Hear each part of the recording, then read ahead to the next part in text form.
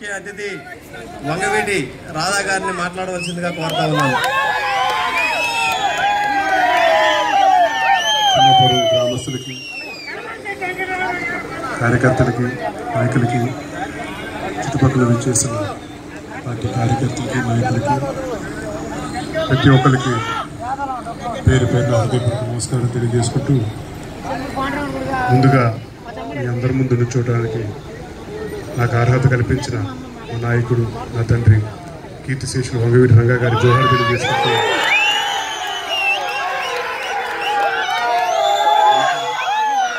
ఎన్నికల సమయం దగ్గర పడింది. 11వ తారీఖు మీ అందరికీ అవకాశం వస్తుంది ప్రజా తీర్పు ఇవ్వటానికి. ఇప్పుడు జరిగే ప్రజా పోరాటానికి మీరందరూ కలిసికట్టుగా ఒక తీర్పు ఇవ్వాలి. ఒక అహంకారికి సరైన బుద్ధి చెప్పాలని చెప్పని కూడా మీ అందరినీ కోరుకుంటా ఉన్నాను.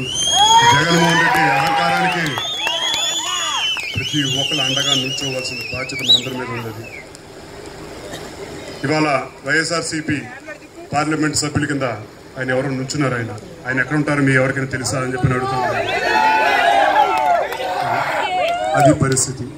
ఎక్కడి నుంచో తీసుకొస్తారు, మళ్ళీ ఎప్పుడు తీసేస్తారో తెలియదు, పార్టీలో ఎప్పుడు రాజీనామా చేయమంటారో తెలియదు, ఎందుకు మరి పెడుతున్నారో అర్థం కావట్లేదు. ఇదే జగన్మోహన్ రెడ్డి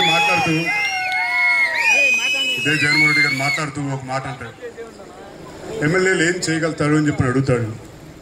మరి ఎమ్మెల్యేలు ఏం చేయలేనప్పుడు మరి ఎమ్మెల్యేల కింద ఎందుకు నుంచో పెడుతున్నావయ్యా జగన్మోహన్ రెడ్డి, నువ్వు నాకు అర్థం కావట్లేదు అని చెప్పి ఎంత సభాముఖంగా అడుగుతా ఉన్నాను. ఇందాక వస్తుంటే వైఎస్ఆర్సీపీ వాళ్ళు ఆ బ్యానర్ ఒకటి కనిపించింది, రావాలి జగన్, కావాలి జగన్ అని చెప్పాను. వాస్తవం నిజంగా రావాలి జగన్ ఎక్కడికంటే మన రాష్ట్రానికి రావాలి అని చెప్పని డిమాండ్ చేస్తూ ఉన్నాం.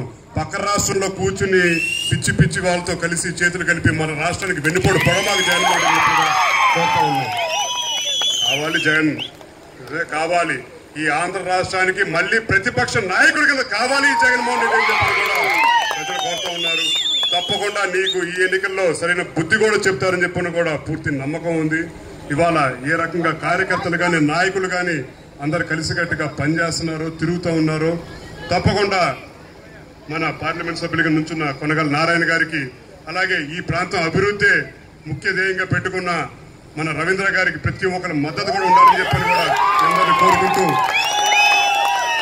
11వ తారీఖు మీరిచ్చే తీర్పు హైదరాబాద్ లో కూర్చున్న జగన్మోహన్ రెడ్డికి వినిపించేటట్టుగా, ఢిల్లీలో కూర్చున్న నరేంద్ర మోడీకి వినిపించేటట్టుగా ప్రతి ఒక్కరు కలిసికట్టుగా పనిచేయాలని చెప్పని కోరుకుంటూ, నాకు ఈ అవకాశం ఇచ్చిన మీ పెద్దలందరికీ ధన్యవాదాలు తెలియజేస్తూ సెలవు తీసుకుంటున్నాను.